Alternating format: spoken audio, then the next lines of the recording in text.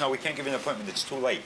You have to come back tomorrow, right? I said, well, I don't have any money. I got 10 cents. My rent is due tomorrow. I have nothing to live on. You just I told me haven't eaten for 3 days. You just told me you ripped off Corvette.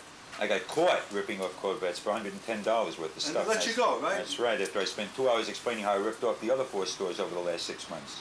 And you just ripped off, you said Woolworths. You ripped off Woolworth last night. Today, 7 bars of chocolate.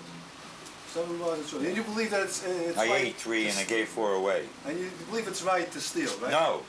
Then what? Absolutely wrong. Absolutely wrong to steal. You just told me before. Did I say it was right? You told me I said it was right. necessary. There's a difference between right and necessary. Why is it necessary? Because I don't have the money to buy what I have to steal.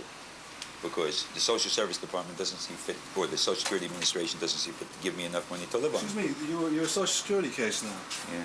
So why do you come to welfare? They sent me with a referral slip that I got was stolen last night, along with $1 billion worth of original research that I've been working on for 3 years. Psychic research, mind control research, in a red folder.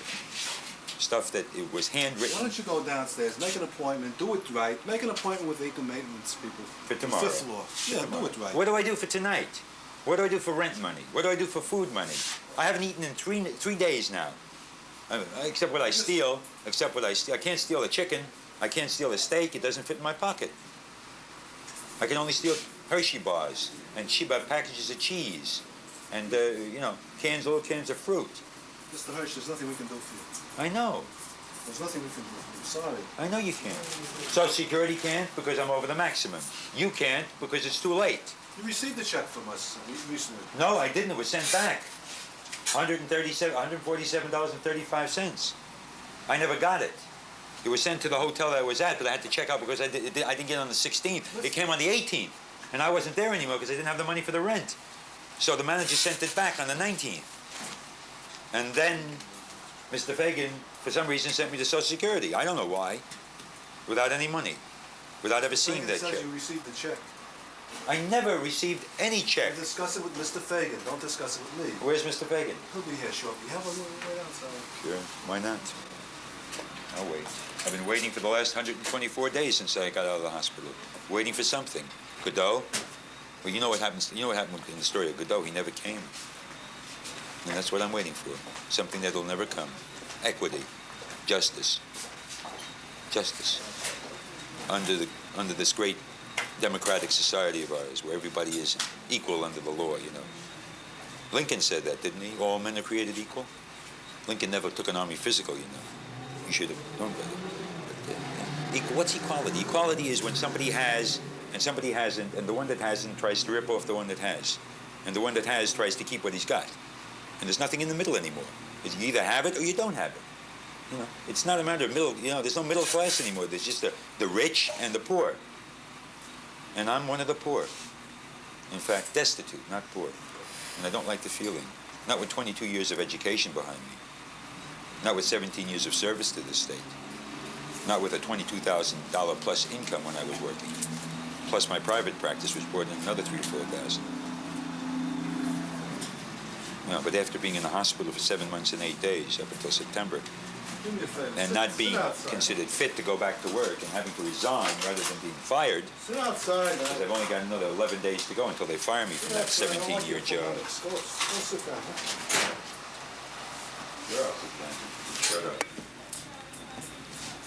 Why not? You're the law man. You're the man.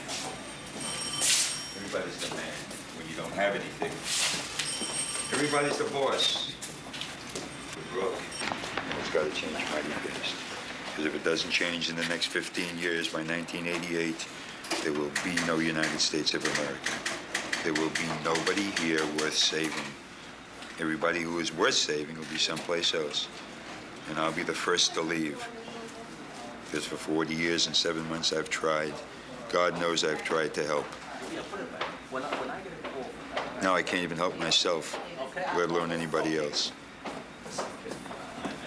How can you help anybody on 11 cents? 5 days.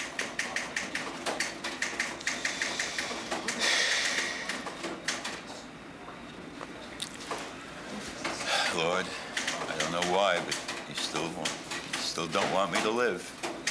You Still don't want me to do anything that I want to do. Still want me to do your thing and suffer. I can suffer for everybody else who's gone before. Okay, if that's what you want, that's what it's going to be. We've had this agreement for a while now. I'm not backing down. If you want to, that's your business. I'll stay with it until it's over, whenever that is.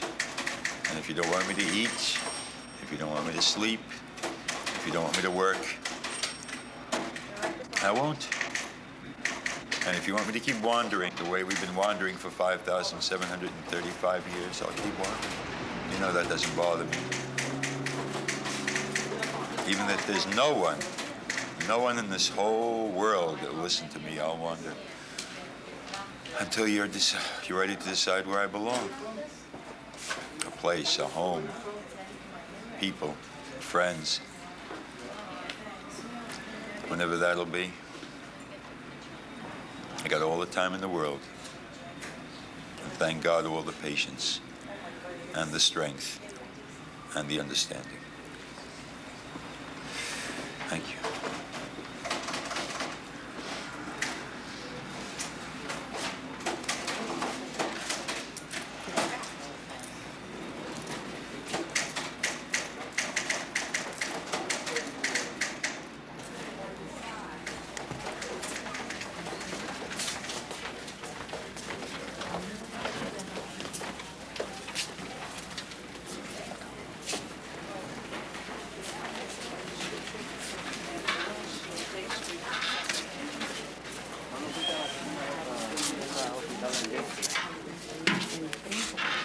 I can't read.